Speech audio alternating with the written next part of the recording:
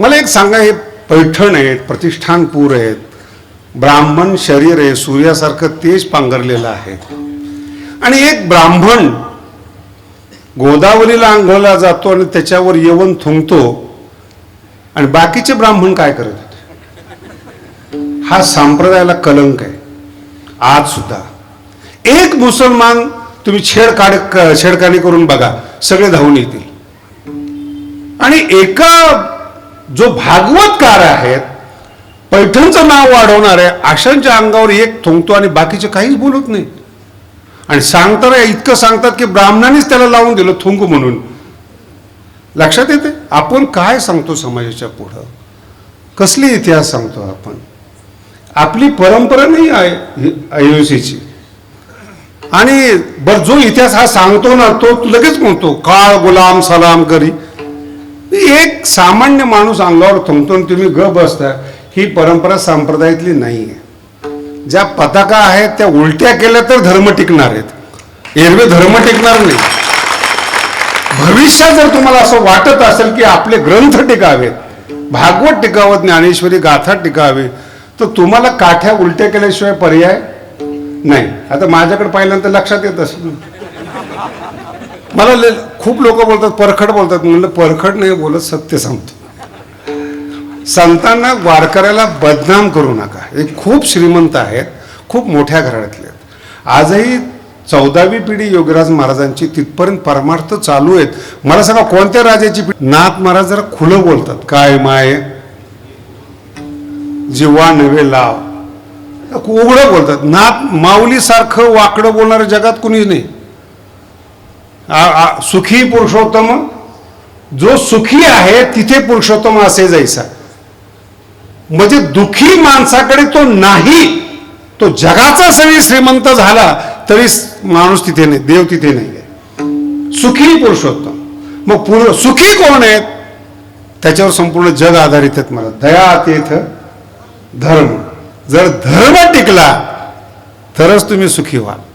एरवी सुखी होणार. हे 700 वर्षापूर्वी माऊलींनी सांगितले. वारकरी संप्रदाय हा जो शब्द आहे ना, हा फारसा मला चांगला नाही वाटत. हा वैष्णव धर्म आहे. खरं याचं जे नाव आहे, किंवा ज्ञानोबांनी जे नाव ठेवलेलं आहे स्वतःबद्दल, ज्ञानदेव वैष्णव मोठा. पूर्ण जगामध्ये म्हणजे भारतामध्ये विशेष करून 2च धर्म आहेत, शैव धर्म आहेत आणि वैष्णव धर्म आहेत.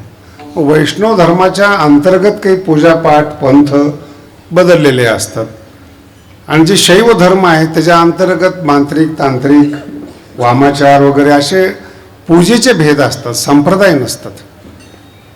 आणि ज्ञानोबांचं वचन आहे की या जगामध्ये या शरीराला 2च नावं असावेत, शैव म्हणावून घ्यावं किंवा वैष्णव म्हणून घ्यावं. याच्यापेक्षा दुसरं नाव शरीराला नसलं पाहिजे. तसं वारकरी हा शब्द हळूहळू इतका लहान ठिकाणी आलाय, तो विठ्ठल विठ्ठल.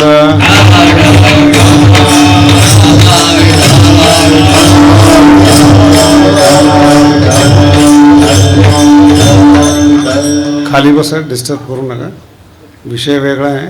खाली बसा. विठ्ठल विठ्ठल.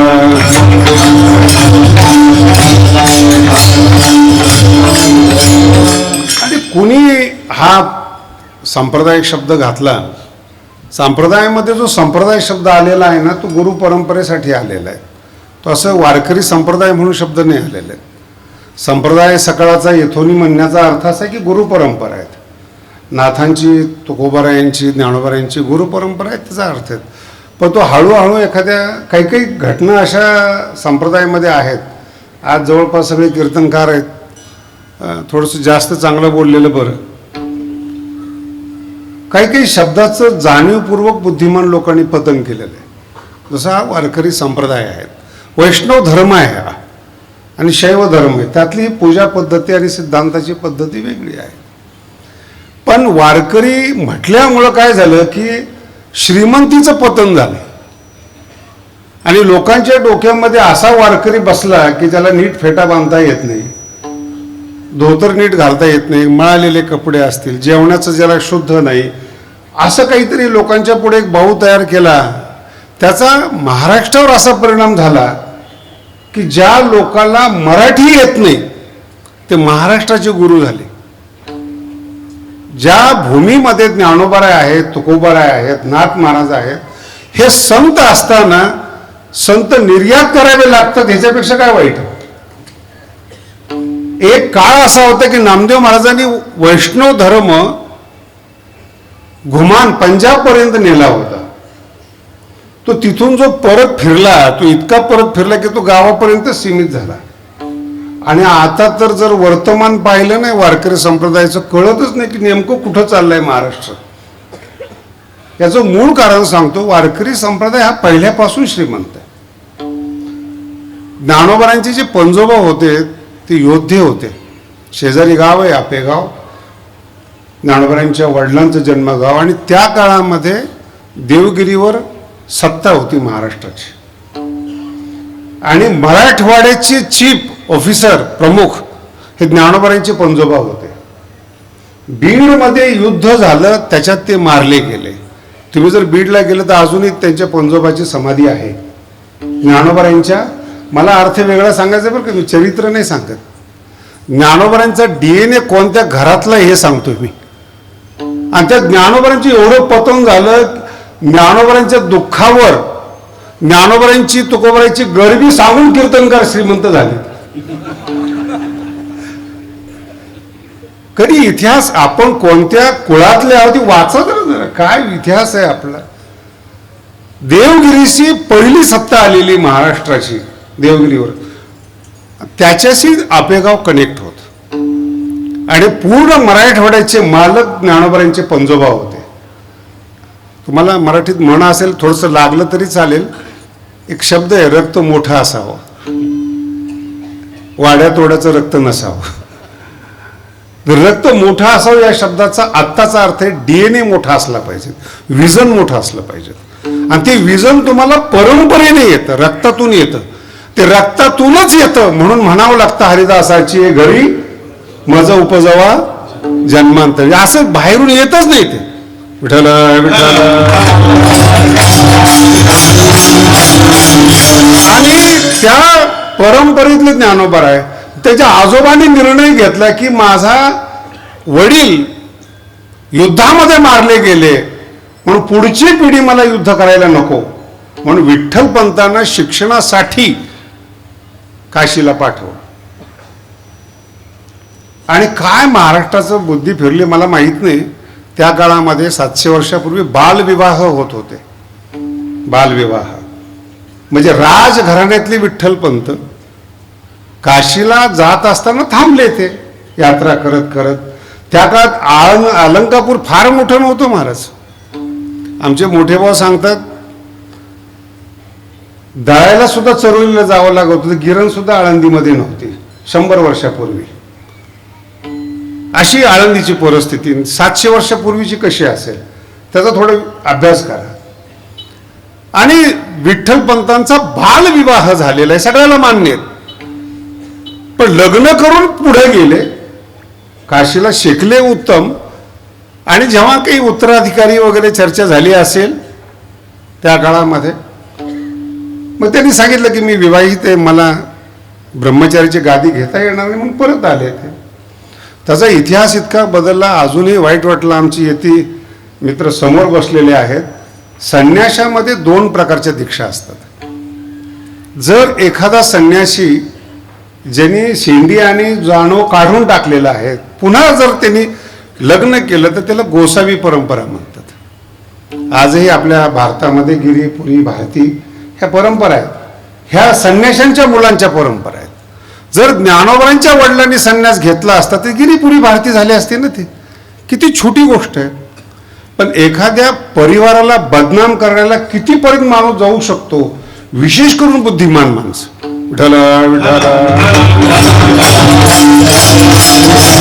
आणि दुसरी पद्धत अशी की तुम्ही ब्राह्मण असा नाही तर कोणी असा, कोणत्याही तीर्थक्षेत्रामध्ये गेल्यानंतर तिथं जर तुम्हाला पूजा करायची असेल तर तिथला पुरोहित लागतो. ती त्याची मिळकत असते, त्याची मालमत्ता असते. जर तुम्हाला त्याचा वाटा पाहिजे असेल तर तुम्हाला तिथं जन्माला यावं लागतं. हा नियम आहे आजपर्यंतचा.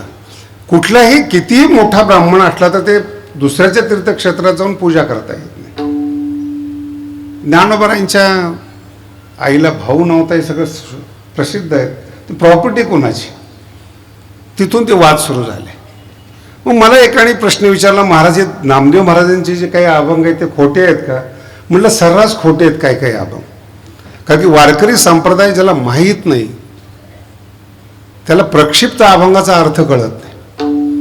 आता मला सांगा, नाथ महाराजांच्या नावाने दुधाला डिग्री लावायची नाही. इंग्रज होते का 500 वर्षापूर्वी?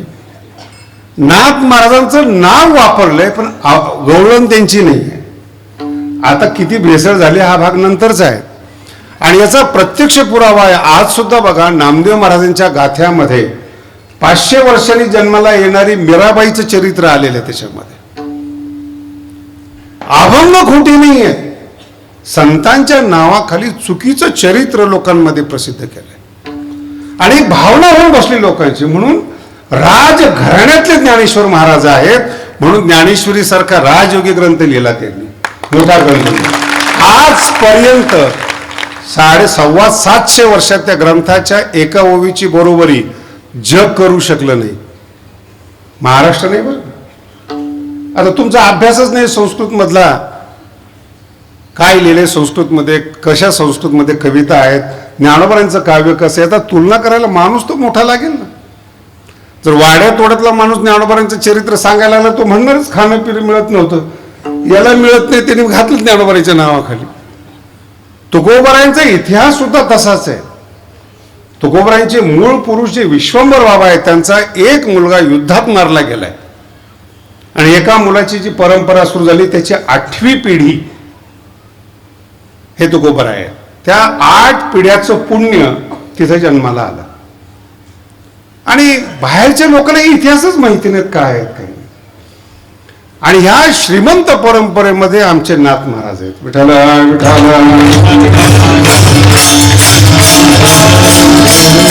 भगवानगडाची परंपराच नाथ महाराजापासून आहे. मी अनेक ठिकाणी या गोष्टी सांगितलेल्या आहेत. भानुदास महाराजांच्या नातूचे नातू एकनाथ महाराज आहेत आणि एकनाथ महाराजांची 5वी पिढी नगद नारायण महाराज आहेत आणि नगद नारायण महाराजांची 8वी पिढी भगवान बाबा आहेत. ही परंपरा असं मध्ये आधी जन्माला येत नाही बरं का. आलाच एखादा संत तर त्याचे काय हाल होतात माहित नाही आपल्याला. कुठं जाईल तो, कुठं निवांत असेल, कुठला एकांत वास असेल त्यालाच त्याला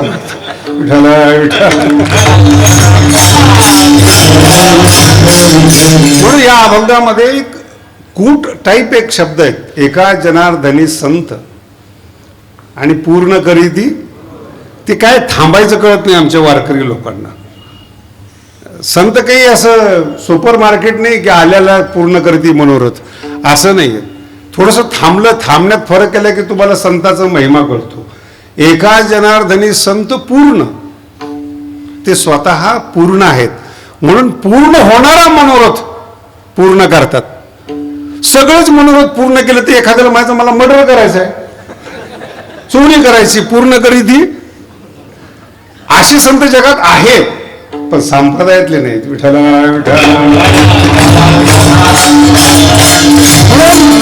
श्रीमंतापासून सुरू झालेला संप्रदाय आहे ज्ञानोबरायापासून. ज्ञानोबरांच्या पंजोबापा. नाथ महाराजांची तर काय कीर्तनाला येणाऱ्या सगळ्यांना साखर वाटत होते. आणि काही काही इतिहास सुद्धा, जसं मी माऊलीच्या बद्दल बोललो ना तसं नाथ महाराजांच्या बद्दल एका इतिहासाचा मला फार राग आहे. माझ्या सगळ्या एपिसोडमध्ये तो इतिहासच सांगितला नाही.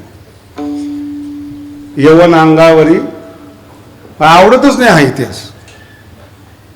मला एक सांगा, हे पैठण आहेत, प्रतिष्ठानपूर आहेत, ब्राह्मण शरीर आहे, सूर्यासारखं तेज पांघरलेलं आहे. आणि एक ब्राह्मण गोदावरीला आंघोळला जातो आणि त्याच्यावर यवन थुंकतो आणि बाकीचे ब्राह्मण काय करत होते? हा संप्रदायाला कलंक आहे. आज सुद्धा एक मुसलमान तुम्ही छेडखानी करून बघा, सगळे धावून येतील. आणि एका जो भागवतकार आहेत, पैठणचं नाव वाढवणार आहे, अशांच्या अंगावर एक थुंकतो आणि बाकीचे काहीच बोलत नाही. आणि सांगताना इतकं सांगतात की ब्राह्मणानेच त्याला लावून दिलं थुंक म्हणून. लक्षात येते आपण काय सांगतो समाजाच्या पुढं, कसली इतिहास सांगतो आपण. आपली परंपरा नाही आहे अहिंसेची. आणि बर जो इतिहास हा सांगतो ना तो लगेच म्हणतो काळ गुलाम सलाम करी. एक सामान्य माणूस अंगावर थुंकतो आणि तुम्ही ग बसता. ही परंपरा संप्रदायातली नाही आहे. ज्या पताका आहेत त्या उलट्या केल्या तर धर्म टिकणार आहेत, एरवे धर्म टिकणार नाही. भविष्यात जर तुम्हाला असं वाटत असेल की आपले ग्रंथ टिकावेत, भागवत टिकावं, ज्ञानेश्वरी गाथा टिकावे, तर तुम्हाला काठ्या उलट्या केल्याशिवाय पर्याय नाही. आता माझ्याकडे पाहिल्यानंतर लक्षात येत असेल. मला खूप लोक बोलतात परखड बोलतात. म्हणलं परखड नाही बोलत, सत्य सांगतो. संतांना वारकऱ्याला बदनाम करू नका. हे खूप श्रीमंत आहेत, खूप मोठ्या घराण्यातले आहेत. आजही 14वी पिढी योगीराज महाराजांची तिथपर्यंत परमार्थ चालू आहेत. मला सांगा कोणत्या राजाची पिढी टिकली, कोणत्या श्रीमंताची पिढी टिकली. आणि दुसरं सांगतो तुम्हाला संतांचं वैशिष्ट्य, संत आतून आणि बाहेरून पूर्ण असतात. आतून आत्मबोध असतो. एका जनार्दनी साधू शब्दाचा फार सुंदर प्रयोग आलेला आहे. जो अभंग घेणार होतो त्याचं मी अंतिम चरण सांगतो.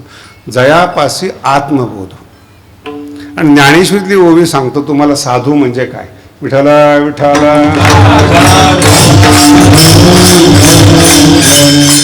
म्हणजे काय ज्ञानोबराला म्हणायचं. बाहेरी कर्मे क्षाळीला, भीतरी ज्ञाने उजळेला, या दोहो आला पाखाळा जायचा, याला साधू म्हणतात. आतून श्रीमंत आहे शब्दाने आणि बाहेरून श्रीमंत आहेत वैभवाने, तो खरा साधू.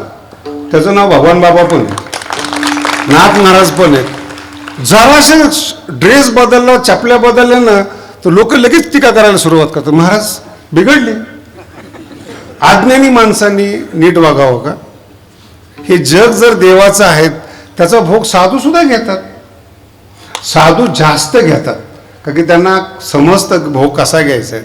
आत्ताची जर पिढी पाहिली ना मी, महाराज आता ठीक आहे चर्चा असते, भोग भोगण्याची सुद्धा आत्ताच्या तरुणाची लायकी नाही आहे. विठाला विठाला भोगण्याची जी क्षमता आहे त्याच्याकरता मूळ शरीर लागतं. शरीरच नाहीत महाराज, शरीरच नाहीत लोकांकडे. 14-15 वर्षाच्या मुलांना चष्मे लागलेले आहेत. पिझ्झा बर्गरच्या नादाला लागून आपलं जे सकस अन्न होतं ते विसरलेत. आणि 17-18च्या काळामध्ये बघा तुम्ही पोरांची अवस्था पाहू वाट नाही मला भारत. आणि मी तर एकदम खुलं सांगतो, श्रीमंताची जी मुलं आहेत मुंबईतले मरवाल हिरचे जे मुलं आहेत ना, शत्रू त्यांच्या मुलांना बिघडवण्यासाठी व्यसनी करतात. भारत भविष्यात श्रीमंत राहायला नाही पाहिजेत म्हणून शत्रू राष्ट्र इथं येऊन त्यांच्या मुलांना बिघडवतं. बुद्धी भेद झाला पाहिजे, बुद्धी बंद पडली पाहिजे. अर्थ लक्षात ठेवा. ज्ञानोबरायासारख्या नाथ महाराजांसारख्या श्रीमंत महाराष्ट्रामध्ये इतरांचं ऐकावं हे महाराष्ट्रीयन माणसाचं पाप आहे. इतकं विद्वान कुणी नाही आहेत जितके ज्ञानोबराय, तुकोबराय, नाथ महाराज इतके विद्वान नाही. आणि इतकं साहित्य आहेत, या जन्मात तर अर्थ लावू शकत नाही, अर्थ कमवू शकतात. अर्थ नाही लावू शकत, क्षमता नाही तेवढी. सगळे संत वेगळ्या प्रकारचे आहेत. नाथ महाराज शांती ब्रह्म आहेत. ते येणाऱ्या लोकांसाठी शांती ब्रह्म आहेत, पण ते शांतीच ब्रह्म आहेत असा अर्थ काढू नका. त्यांच्या इतकं कठीण कोणी बोलत नाही. काय माय गेली बोला ना, मी नाही बोलत. मला याचा दुसरा अर्थ सांगायचा आहे म्हणून प्रमाण घेतलं. ज्यांची मुलं संतांना विरोध करतात त्यांची आई कुठे गेली. ते माणसाचे पोरं नाहीत असं नाथ महाराज सांगतात. पटते ना. लिखाण आहे. माणसाचे पोरं नाही आहेत ते. माणसापासून जन्माला तुकोबरा याच्यापेक्षा पुढे जाऊन बोलतात. माझा अर्थ वेगळा आहे. ज्या श्रीमंत संस्कृतीमध्ये, श्रीमंत संतांच्या परंपरेमध्ये आपण राहतो, ज्ञानानं आणि अर्थानं श्रीमंत असणाऱ्या संताकडे आपण राहतो, तिथे भिकारी वृत्ती कामाची नाही. त्याला बदनाम करणं, त्या संप्रदायाला संताला नावं ठेवणं, त्यांना मागासलेलं म्हणणं, हे कुठंतरी शत्रू लोकांचं काम आहे ज्याचा पसरा आणि प्रसार होतोय. पण हळूहळू सोशल माध्यमातून जे ज्ञान आहे संप्रदायाचं ते हळूहळू बाहेर येतात. आमचे नवीन कीर्तनकार खूप तयार झालेत आणि ते मला असं वाटतं ते भविष्यात अजून चांगले आहेत. कसे का होईना फाईट तर देतात,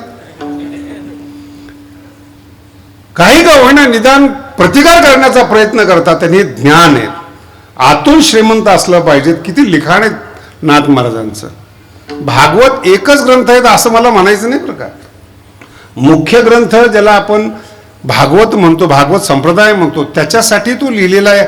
एकादश स्कंद आहे, पण सगळं वाङ्मय नाथ महाराजांचं वाखडण्यासारखं आहे. विठ्ठला विठ्ठला. थोडंसं अजून बोलतो मी. संतांची राहणीमान आणि व्याख्या बदलली नाथ महाराजांनी. कसं राहिलं पाहिजे, कसं दिसलं पाहिजे, कसा ड्रेस कोड असला पाहिजे, पहिल्यांदा संप्रदायामध्ये बदल केला नाथ महाराजांनी. नाथ महाराजांपर्यंत फक्त आणि फक्त काव्य लिहिण्यात येत होतं, गद्य सुद्धा नाथ महाराजांनी सुरू केलं. का की येणाऱ्या पिढीला काव्य कळेल असं नाही, गद्यात पण कळालं पाहिजेत. पण आता काही गद्यांना गद्यातलं कळत नाही, त्याला काय कळत. त्यांना माफ करावं असं म्हणत नाहीत. माझा मुद्दा वेगळा आहे. माफ काढतात पण त्यांना माफ करावं लागतं. बुद्धी छोटी आहेत. एक न्यायशास्त्रामध्ये खूप मोठं प्रमाण आहे दिधितिकार. दुष्यो वचन, माझ्या बोलण्याला माझ्या आशयाला दोष द्यावा. ग्रंथकार सांगतात मला ते मान्य आहेत, पण निपुणम विभाव्य, माझा आशय तरी कळू द्या ना तुम्हाला. मी काय लिहिलंय हे कळण्याची ताकद तुमच्यामध्ये आली ना, मग दोष द्यावा. भावावबोध विहितम, जर वाक्याचा भाव काढला तुम्ही आणि नंतर दोष दिला, न दुनोती दोष, त्याला दोष मानला जात नाही. इथं भाव कळत नसताना भाव खातात. ना हरिपाठ पाठ आहे ना ज्ञानेश्वरी. मला एकाने प्रश्न विचारला मुंबईमध्ये, ज्ञानेश्वरी मराठीत आहे का? म्हटलं कशाला मराठी बोलतोस तू.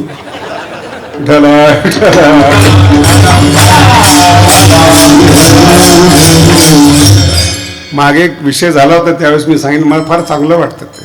80 अक्षरे रसिके, तर ते एवढे साहित्यकार आहेत ते हेच म्हणतात. ज्ञानेश्वर महाराज मराठीचं गुणगान गातात, माऊली म्हणतात मराठीचं नाहीत, माझ्या अक्षराचं गुणगान आहेत. 80 अक्षरे मिळवून म्हणजे मी मिळवणार, जे अमृताते पैजा जिंकणार आहेत. आपल्या अक्षर म्हणजे भाषाच बोलता येत नाही महाराज.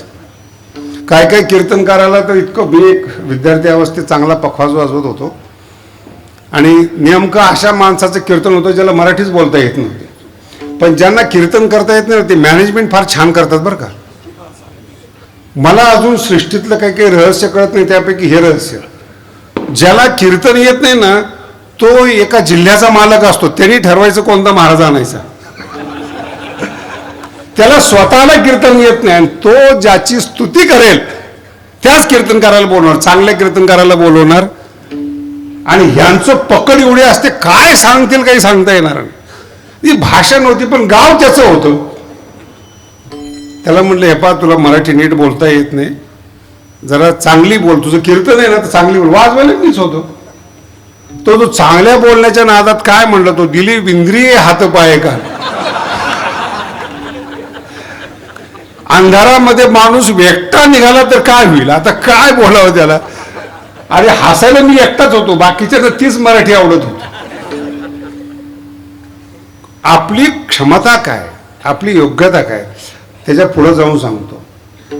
ज्यांचा ग्रंथ आहे ना त्यांचा अधिकार पहिला समजला पाहिजे. बोलताना फार चांगलं वाटतं. भारताचा युवराज आहे अर्जुन, जो ऐकणार आहे. म्हणून ज्ञानोबराय म्हणतात अर्जुनाची पांथी बसण्याची योग्यता बरं का. अर्जुनाच्या, आता जो भारताचा युवराज आहे त्याच्या पंक्तीला कोणता श्रीमंत बसू शकतो बरं. तुम्ही आता आपला सगळा भारत विदेश चावळून बघा, मालक आहे ते भारताचे. भावाचे भांडणं असले तरी दोघं मालकच आहेत ना. त्याला सांगितलेली गीता आणि त्याला सांगितलेला त्याग हे सामान्य माणसाने सांगू नये. मला एक माझा शास्त्री मित्र होता नतेश्वरमते बुधहा अध्यंतवंत कौंतेय. मी म्हणलं एवढ्या जोरात बोलू नको बाबा. नतेश्वरमते बुधहा, पहिलं तुझ्याकडे आहे काय ते सांग. तेषु बुधहा असल्यानंतर मग रममान होत नाही. नाही कळलं? आहे अगोदर आणि मग रममान होत नाही हे ठीक आहे, पण काहीच नाही आणि मी विश्वसुंदरीचा त्याग करून ब्रह्मचारी झालो, याला बोलण्याला काय किंमत आहे?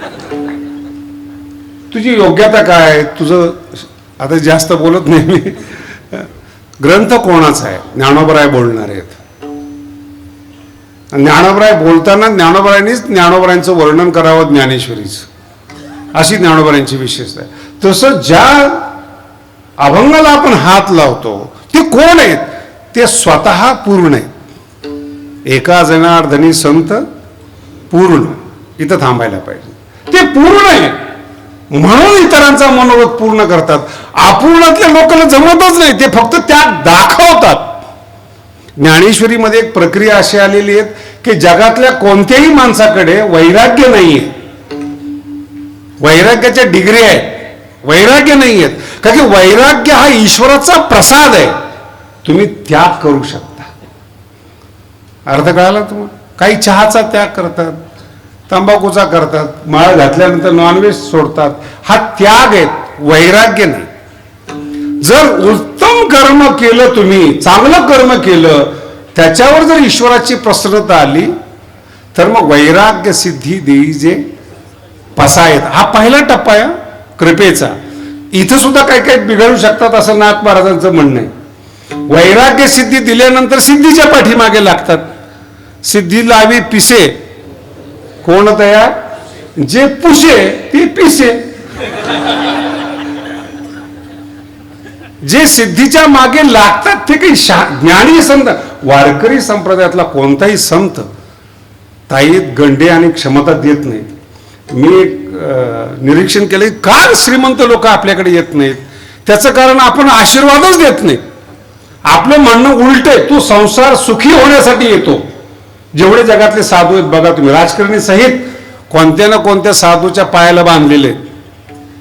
कशा करता? काहीतरी आशीर्वाद द्या, खुर्ची मिळावी, पैसा मिळावा, धनधान्य मिळावं. आणि संप्रदाय जर संताकडे आला तर संत नीट बोलतच नाही. तो सांगतो अरे काय ठेवलं याच्यामध्ये? संसार दुःख मूळ. या प्रमाणाच्या निमित्ताने आणखी एक विषय आठवला. हे प्रमाण ज्ञानोबरायांचे आहे आणि या संसार दुःख मुळा 700 वर्ष झालेले आहेत. मला इतकं वाईट वाटतं काय काय वेळेस मराठीची सुरुवात, मराठीची संपन्नता, मराठीची विशेषता, मराठीला सूत्रबद्धता सगळं ज्ञानोबरायांनी आणली. जेवढे साहित्यकार आहेत यांनी ज्ञानोबरायांचे उपकार मानायला पाहिजेत. मराठी गवळणी त्यांनीच तयार केले, अभंग त्यांनी तयार केले, हरिपाठ काव्य सगळं ज्ञानोबरायांनी तयार केलं. आणि त्या ज्ञानोबरायाला मागासलेलं म्हणणं शोभतं का? बरं, त्याचे जे पोर आहेत वारकरी यांना तरी कळायला पाहिजे ना. इथं सत्य सांगितलेले संप्रदायामध्ये तो जरा घोटाळा होता. संसार दुःख, तो संसार आशीर्वाद घेण्यासाठी आलेला आहे, पण सांगताना संसार दुःख म्हणून सांगितलेले आहेत, बसतच नाही. म्हणून श्रीमंत लोक संप्रदायात नाही आहेत. तुम्ही तर काय श्रीमंत लोकांना तर माझ्या भाषेत सांगतो, फार भोगाच्या मागे लागलेले असतात म्हणून फार प्रतिभा चालते असं समजू नका. सगळे मुलं शाळा शिकलेले आहेत माझ्याकडे आता, असं काही जुन्यासारखं राहिलं नाही. कोणत्या श्रीमंताच्या कविता अभ्यासल्या तुम्ही? पहिलेपासून MA पर्यंतच्या ज्या कविता मराठी माणसाने अभ्यासलेल्या शाळेमध्ये कोणत्या श्रीमंताचे? अहो त्यांचे धडे सुद्धा नसतात, धड नसल्यामुळे. ज्यांनी पराक्रम केले त्यांचे धडे, ज्यांनी धड केले राष्ट्राचं त्यांचे धडे. कविता लिहिता येतात का श्रीमंत माणसाला? भारतात 1 नंबर श्रीमंत आहे, जगात 1 नंबर श्रीमंत आहे, त्यांच्या कविता पोरांना चौथीला ठेवा पाठ नाही आहेत. सगळं संतांचं आहेत, सगळे स्टार्ट संतांनी केलेले आहेत अभंगासहित. आणि संतांना लोक हे म्हणतात. माझा मुद्दा वेगळा आहे, ते बुद्धीने श्रीमंत आहेत. बुद्धीने त्यांना कळतं भोगामध्ये रस काय.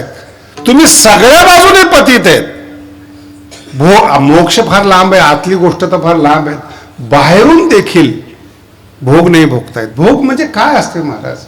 शरीर चांगलं लागतं, पैसा लागतो, अष्टभोग भोगणे, याला भाजी भाकरीच मिळते. दद्वयम नास्ति दंतानाम. एक सुभाषितकार सांगतो की जो कीर्तनकार असतो किंवा बोलणार असतो ना, त्याला 2 दची दाताला भेट होत नाही, दही आणि दूध. जेवणामध्ये फक्त 2 भ असतात, भद्वयम भोरी भोजन, भाजी भाकरी. त्यांनी सांगायचं का अष्टभोग भोगणे माते नाही. भोग 8 प्रकारचे असतात, तर ते कसे असतात हे तर अक्कल पाहिजे ना. मिळाल्यानंतर न ते ईश्वर मते बुधा. विठाला विठाला. नाथ महाराजांची श्रीमंती आहे आणि तरी देखील लिखाण करतात, ही आतली श्रीमंती. 450 वर्ष झाले त्यांच्या संपूर्ण वाङ्मयाला आपण असं गृहीत धरू. सगळं वाङ्मय त्यांचं पहा तुम्ही, अजरामर आहेत. आणि काय देवाने विशेषता केली, आमची येती बसलेले आहेत महाराज, मला अजून कळत नाहीत. बुद्धिमान माणसं वाङ्मयाला विरोध करतात आणि भागवत आणि गाथा गावकऱ्यांनी टिकवल्यात, ही त्यांची विशेषता आहे. ज्यांना ज्ञानेश्वरी समजत नाही, भागवत समजत नाही, ते आज पारायणाला आहेत. गावठी लोक ज्याला म्हणतात, गावातले लोक म्हणतात, आणि श्रीमंत लोक याला मागासलेलं म्हणतात.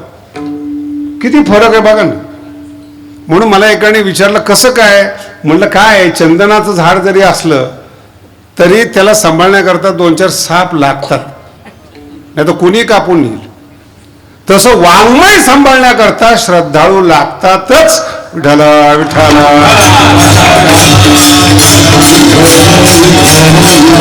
आणि हे श्रीमंताचं वाङ्मय आहेत, श्रीमंत वाङ्मय आहेत, श्रीमंतीतून जन्माला आलेलं वाङ्मय. म्हणून कधी लक्षात ठेवा, पोट भरल्याशिवाय वाङ्मय तयार होत नाही.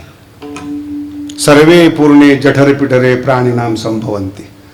कोणालाही करता येत नाही. म्हणून पहिल्यांदा तुकोबराय असो नाथ महाराज असो, व्यवहार चांगला शिका, करा आणि मग परमार्थकडे या. ज्ञानोबरांची एक गोवी फार सुंदर आहेत. उचित कर मे आघवी तुवा आचरोनी मग मज अर्पावी. पण आचरण करण्याकरता क्षमता पाहिजे, आणि त्यात विशेष करून आर्थिक क्षमता पाहिजेत. आणि आर्थिक क्षमता मेंदूवर ठरली जाते. मी मागे एकदा श्रीमंतीचं वर्णन ऐकले की रोज 10 लाख जर खर्च केले तर 500 वर्ष टिकणार आहेत. एवढी श्रीमंती माणसाने कमवली. जगाची श्रीमंती असते ना, किती डॉलर किती काय. म्हटलं अरे ठीक आहे, रोज 10 लाख रुपये तर खर्च करू शकत नाही, पण समजा, पण याला 500 वर्ष आयुष्य देणार कोण. 22व्या वर्षात जो चमत्कार केलाय तो काही 500 वर्ष जगून 700 वर्ष आले तर अजून बरोबरी होत नाहीत. श्रीमंताचं वाङ्मय आहे. मग संताकडे पाहण्याचा दृष्टिकोन बदला, कारण की ते पूर्ण आहे, तुमची गरज नाही असा अर्थ आहे याचा.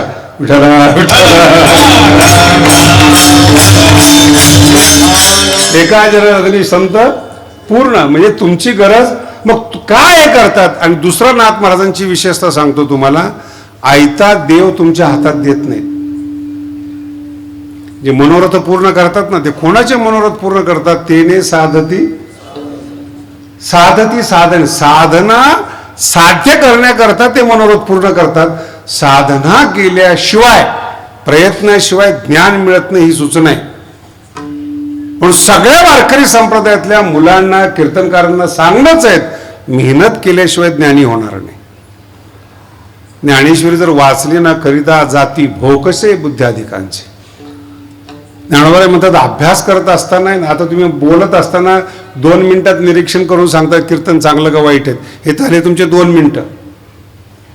पण या कीर्तनाला येईपर्यंत जो मागचा पडावा असतो ना, करिता जाती भोकसे, हे कळत नाही. प्रत्येक शब्दाला जपावं लागतं, प्रत्येक शब्दाची सिद्धांताची सेवा करावी लागते, त्याला बुद्धीमध्ये स्थान द्यावं लागतं असली तर.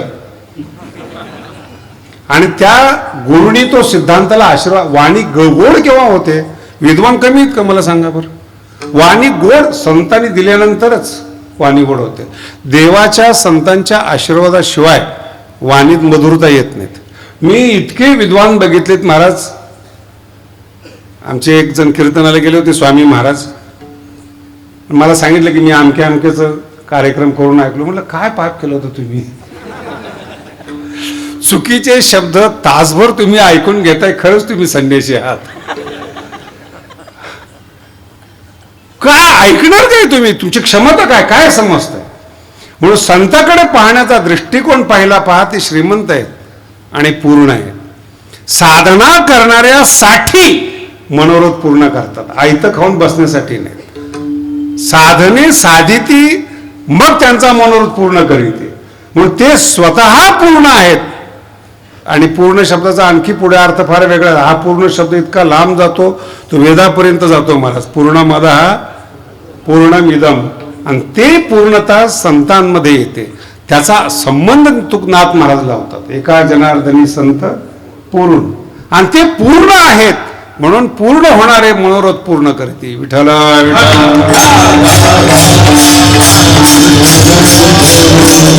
आता याचा आमच्या न्यायशास्त्राच्या पद्धतीने दुसरा अर्थ आहे. मग इतर पूर्ण नाहीत का? अपूर्णच आहेत. इतर पूर्ण हा प्रश्न सुद्धा येऊ नये माणसाच्या मनामध्ये. अपूर्णच आहेत जी. आणि तुम्हाला पाप आणि पुण्य शब्दाची व्याख्या सांगतो.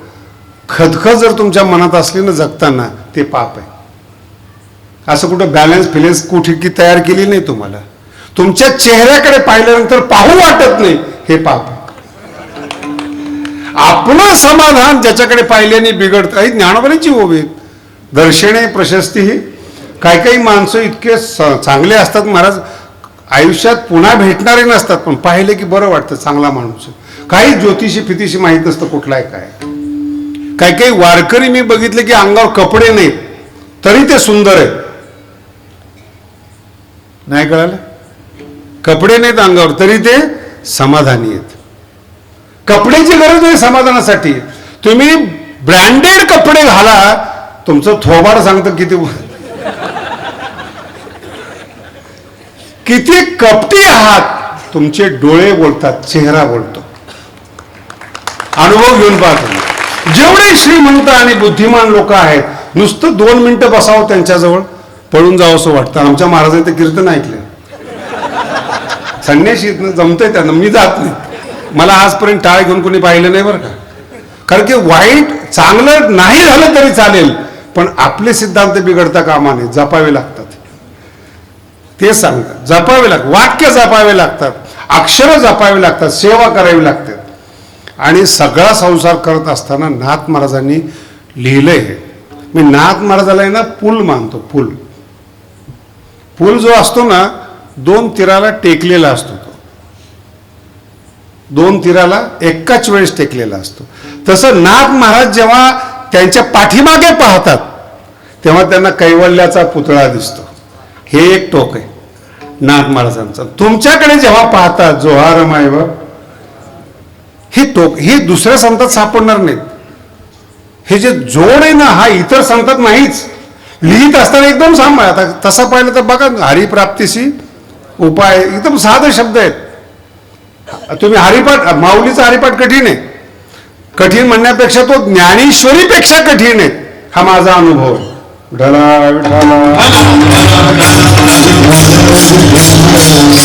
ज्यांना संस्कृत शिकलेले आहे, शिकता येतं, त्यांना हरिपाठ लावत असताना कळतं की त्रास किती होतो. संस्कृतमध्ये अनुवृत्ती नावाचा एक प्रकार आहे. सूत्रेषु अदृष्टम पदम.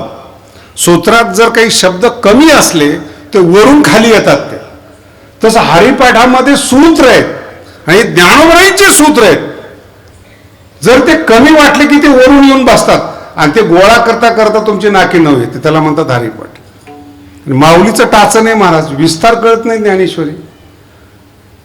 ज्ञानोबाईंचे सूत्र कधी कळणार? मी तर असं म्हणेल, जुन्या काळामध्ये अगोदर ग्रंथ लिहिले जायचे सूत्र, आणि त्याच्यावर नंतर भाष्य व्हायचं.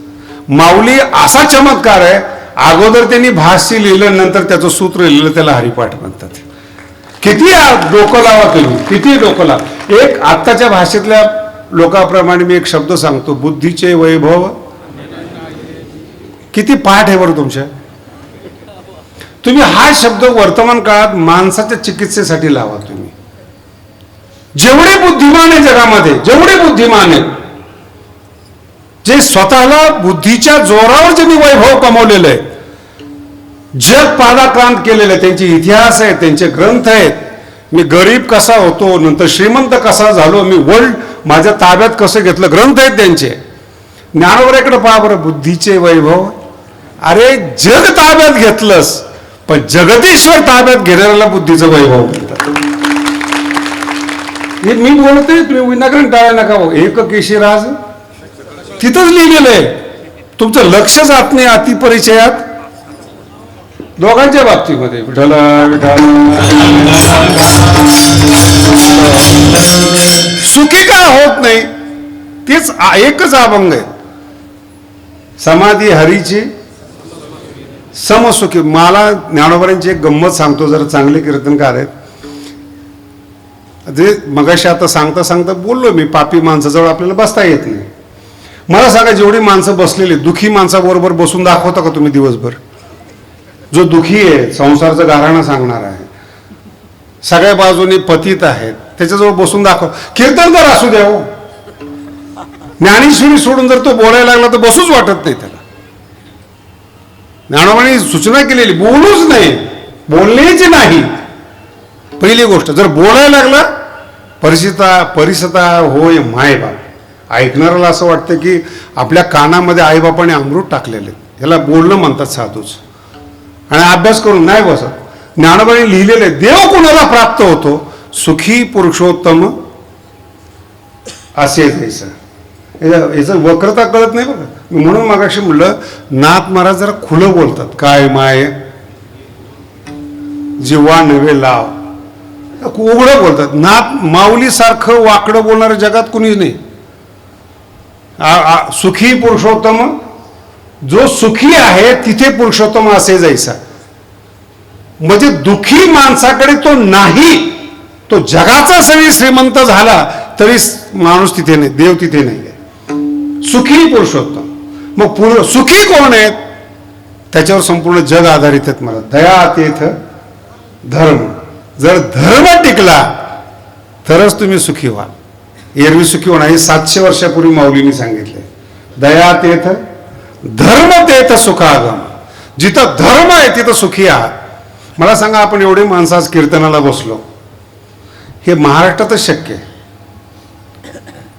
तुम्ही इतर राष्ट्रात जाऊन पहा बरं, बंदी होईल का तुम्हाला?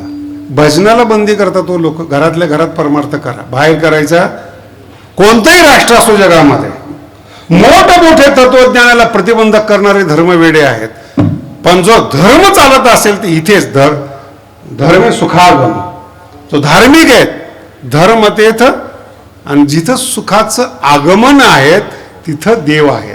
देवाला जर दुःखी माणसं आवडत नाहीत तर तुम्ही का म्हणून देवाच्या मागे लागतात? मोठं मोठं ताट घेऊन जातात, मोठे मोठे अलंकार करतात, जमत नाही त्याला. सुखी पुरुषोत्तम. सुखी कोण आहेत? एका जनार्दनी संत. फक्त संत पूर्ण आहेत, संत सुखी आहेत. आणि आश्चर्य काय माहिती का संप्रदायाचं? त्या संतांना देव नकोय तरी तो मागे लागतो. याला म्हणतात वारकरी संप्रदाय. कोण वारकरी? कोणाला वारकरी? मग देव नकोय. तुकोबराय वारी करत असताना देवाला आशीर्वाद द्यायला जातात. तुका म्हणे तुझी नलगे धसोडी. आम्ही बोलण्यासाठी आलोय रे, काही पाहिजे असं नाही. काही जे होतं आमच्याकडे ते उधळून टाकलंय, तेच मागण्याकरता पुन्हा आम्ही तुझ्याकडे येणार नाही. नामयाचे पाठी चाले. आणि नाथ महाराजांचा दृष्टांत प्रसिद्ध आहे. महाराज कावडीने. तुम्ही कोणाचं? महाराष्ट्राची विशेषता आहे बरं का ती. देव नकोय तरी तो त्यांच्या मागे लागतो. सुखी पुरुषोत्तम. कारण की संत पूर्ण आहेत म्हणून देव पाठीमागे लागतो. अपूर्ण माणसाकडे तुम्ही पैसे मागाव, काही नुसतं बोलायला जा, बोलणारच नाहीत माणसं. लांबून म्हणतात शनी आला, आणि जास्त असेल तर 7.5 आली. माणसाला पाहून 7.5 वाटणं हा पुरुषार्थाचा, आपल्या जीवनाचा अपमान आहे. महाराज, तुम्ही जर कोणाच्या घरी जात असाल, कोणाकडे पाहुणे म्हणून जात असाल, जड म्हणून जाऊ नका. बोलल्याशिवाय तर जाऊच नाही, हा भाग वेगळा आहे. काय देणार आहे कोण महाराज? जे ते दुखी, तुम्ही दुखी, पुन्हा जाणून बोजून एकत्र येत आहेत, देणार कोण? नाही कळालं. दाताच नाही कोणी महाराज. फक्त तुम्ही आशा करतायत. आणि तुमच्यातलाच एक जण साधू होतो, जा बेटा तेरा कल्याण हो, त्याची भिवंडी झालेली असते. याचं कल्याण. आमचे कीर्तनकार फार सुंदर आहेत. त्यांनी एकदा विनोद केला होता, माझ्या अजून लक्षात येतो. ते म्हणे आपण ज्यांना निवडून देतो माझा चुकीचा अर्थ काढू नका, काढला तरी काही फरक पडणार नाही. आपण ज्यांना निवडून देतो ते मतं मागायला येत असताना म्हणतात आम्ही तुमचं कल्याण करू, आणि आपण निवडून दिल्यानंतर ते मुंबईला जातात. आपण इथं, ते मुंबईला, कल्याणमध्ये. पुन्हा कल्याणाची दोघांची भेट होत. विठाला विठाला महाराज कोणाला आपापलं पडलेलं सगळ्या लोकांना. फक्त साधूच एक असे आहेत तुमचं कल्याण करण्याची इच्छा करतात. शब्द आहे का? कधी इच्छा करतात अभंगाच्या दुसऱ्या चरणाचा.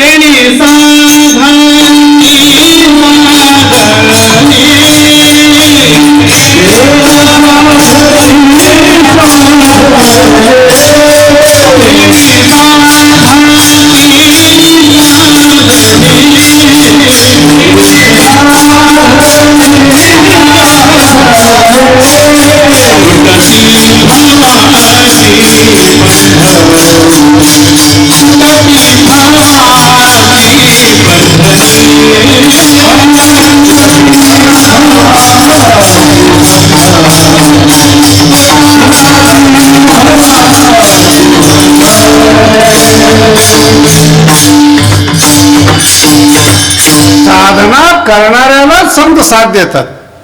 आणि कोणती साधना? संसार प्राप्तीची, भोग प्राप्तीची साधना पहिल्या चरणात सांग.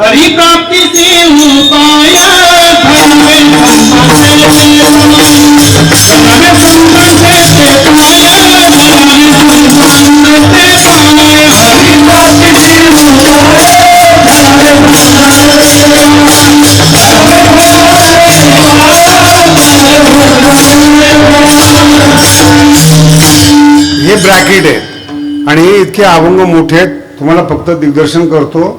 देव जो कोणी देऊ शकत नाही या जगातला, भोग देऊ शकतात, मदत करू शकतात, तुमच्या बरोबर येऊ शकतात, पण हरी देऊ शकत नाहीत. आणि ज्यांना हरी पाहिजे अशी द्यायची ताकद संतांमध्ये. किती मोठी गोष्ट आहे ती हरी प्राप्ती. त्याला एकदम आपण काय सहज घेतो ना चरणाला, ते आपले चरण चांगले नसतात. कोणत्याही अक्षराला गंभीरतेनं घ्यावं लागतं. हरी प्राप्तीशी ज्याला देव पाहिजे असेल त्यांना धरावे संताचे ते पाय. शब्दाचा अर्थ ज्ञान आहे बरं का, नाही तर पायच धराल. संप्रदायातला ते कोड वर्ड आहे तो. पाय म्हणजे स्वरूप ज्ञान. हरीचं जर ज्ञान पाहिजे असेल तर धरावे, सेवा करा, अगरवता करावे, दास्य धरावे. आणि त्यांचं ज्ञान मिळाल्यानंतर त्यांच्या ज्ञानाप्रमाणे साधना केली पाहिजे. एखादा गायक मनुष्य आहे, त्याला नोटेशन दिलं शिकून, पण त्याने प्रॅक्टिस नाही केली तर त्याला स्वर दिसतो पण लागत नाही ना. गळा नाही, ते नरड आहे. ते नरड्याचं गळा बनवणं याला साधना म्हणतात. किती साधना असते महाराज. मी अनेक गायकांचे इंटरव्ह्यू, रात्रभर थंडीमध्ये स्वर लावत बसतात. रात्र 12 तास. आपल्याला वाटतं गाणं फार चांगलं आहे, हे आपल्याला बोलायला काय, आपण 2 मिनिटात बदलतो. पण गडावर एक जण आले होते, तर मला फोन केला त्यांनी. आता काय नवीन युग आलेलं आहे म्हणजे, महाराज आम्ही येतोय. म्हणजे या सोय होईल का? सगळी सोय होईल, पण सगळं बरोबर घेऊन या, बाकीची सोय होणार नाही. भगवानगड आहे. मग ते फोन करतात आणि बघा कसे लवकर. मी जर एखाद्या कामात असतो, लिखाणात असलो, लवकर बाहेर गेलं नाही, त्यांचं मन बदलतं. काय शास्त्रीचे अहंकार आहेत. मन बदल. भेटायचे पहिली भावना, अहंकारी आहे दुसरी भावना.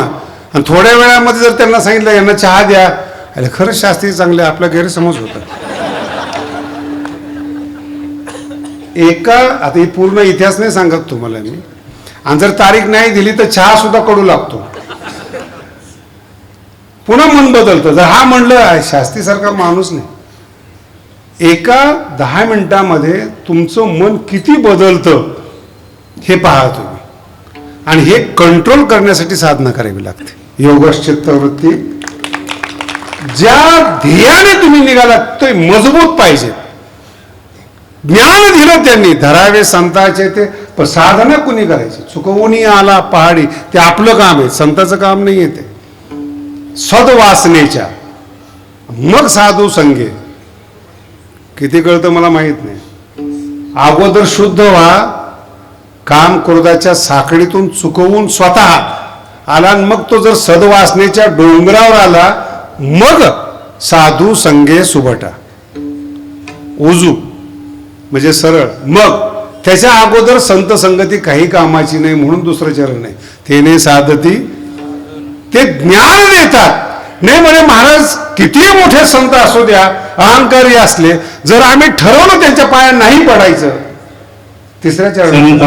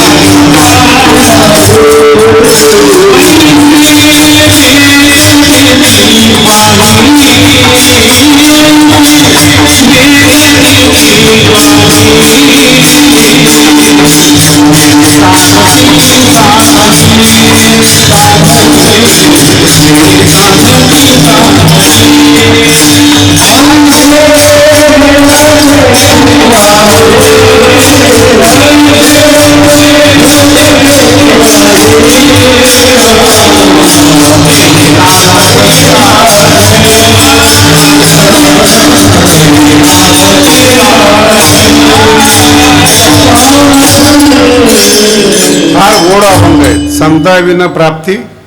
प्राप्ती म्हणजे ईश्वर प्राप्ती आहे, दुसरी प्राप्ती येईल त्याच्यामध्ये. संताविना शब्द फार गोड आहे. संताविना प्राप्ती ऐसे वेद देती ग्वाही. हे काय आहे? ज्याचं त्याचं एक क्षेत्र आहे. तुम्हाला व्यापार करायचा असेल, तुमचे संत वेगळे आहेत. राजकारण करायचं असेल तर तुमचे संत वेगळे आहेत. तू ह्या संताकडे येणं म्हणजे मूर्खपण आहे. हे फक्त हरिप्राप्तीशी, इकडे तुम्ही राज्यप्राप्तीशी उपाय म्हणून येऊ नका. मग संता प्रत्येक क्षेत्रातले वैज्ञानिक व्हायचंय तुम्हाला. अहो आता हल्ली तर इतकी परिस्थिती झाली, कुठलीही युनिव्हर्सिटी आली कळत नाही मला.